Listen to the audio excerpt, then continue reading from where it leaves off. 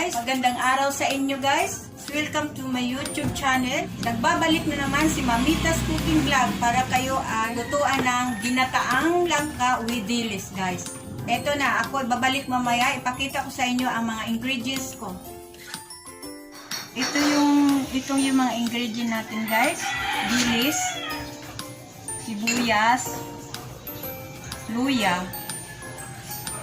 Maglagay tayo ng sili, tapos pork nor cubes, saka may konting paminta. Pero itong asin guys, kung matabang yung luto natin, pwede tayo magdagdag ng asin. At ito na yung 1 kilo kong langka. Ito yung 2 nyug ang binili ko guys na malalaki para masarap naman yung luto natin. Ito yung unang gata. Ito yung huling gata guys. Ito yung dito natin ipakukulo yung ating langka. Tara guys, mag-umpisa na tayo. Samahan nyo ako. Guys, hindi tayo gagamit ng mantika. Kasi ito namang gata ay mayroon na yung oil. Ang gagawin ko guys, papakuluan ko lang itong gata. At pagkatapos kumulo na siya, pagsamasamahin ko na yung mga ingredients ko dito.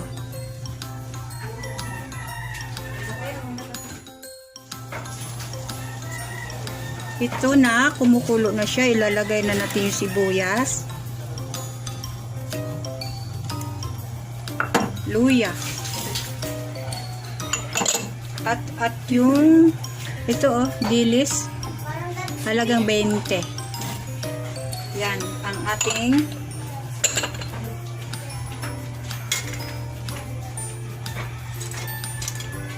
ang ating sahog sa ginataang langka guys. Kasi ang dilis maalat, pero pag kulang tayo sa alat, magdadagdag tayo ng asin.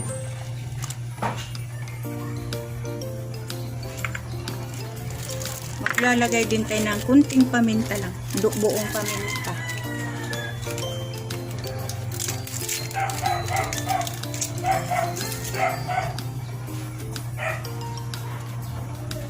At isang cubes na pork cubes dyan.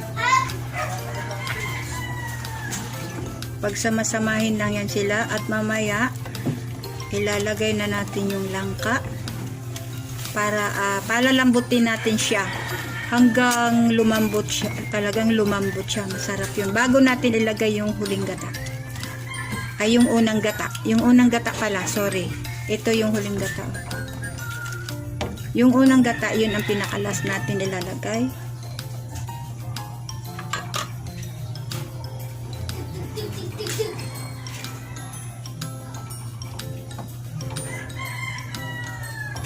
Takipan muna natin, mamaya natin ilagay yung langka para lumasa yung dilis. 5 minutes lang.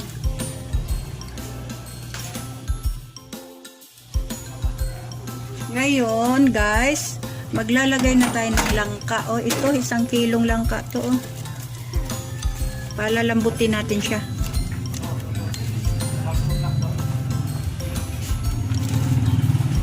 Malinis naman tong kamay ko. Napugas naman ako. Ito yung tanghalian namin, at magdadagdag kami ng inihaw na bangus. Ang ulam namin sa tanghalian.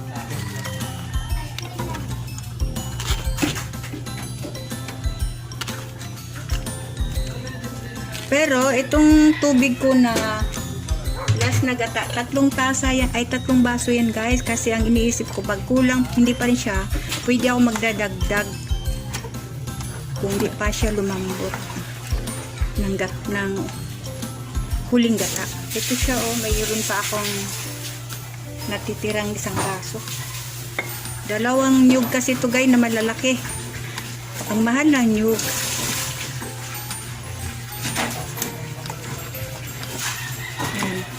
At balikan na lang natin yan. Takpan natin siguro hanggang 35 or 30 guys. Hanggang lumambot ang langka. Babalik tayo dyan.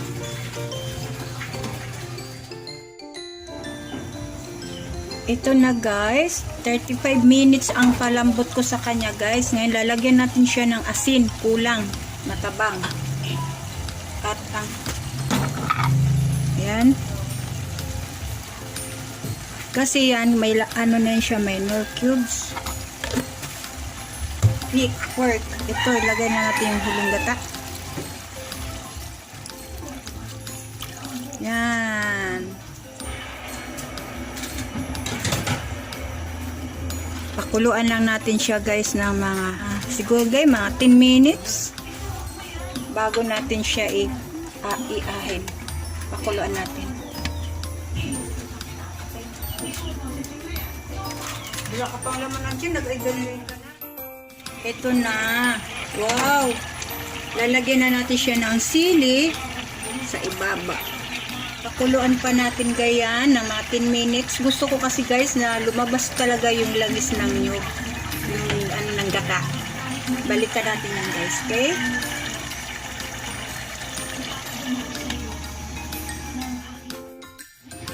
Ito na guys. Okay na siya. Tama na ang lasa niya. Luto na siya guys.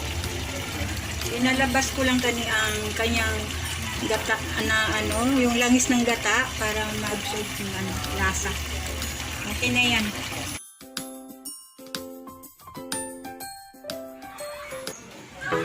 Ito na guys, ang finished product ko, ginataang langka with dilis. Ito ay napakasarap guys. Sana subscribe nyo ang channel ko guys. Huwag nyo kong kaligtaan na i-subscribe. Thank you and God bless you guys.